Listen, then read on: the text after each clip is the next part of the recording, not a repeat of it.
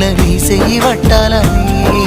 నల్లని సీకట్లో ఒకదాన్నే కూసున్న దిక్కులేని పచ్చినయ్యి బావా నువ్వెప్పుడొస్తావని ఏళ్ళైపోతుండే పిల్ల ఎన్నెలొచ్చింది మన బతుకులా ఏలైపోతుండే పిల్ల ఏలు వట్టంగా వస్తున్నాయా ఇన్నాళ్ళ ఎడబాటు ఎడవాసిపోతుందిలే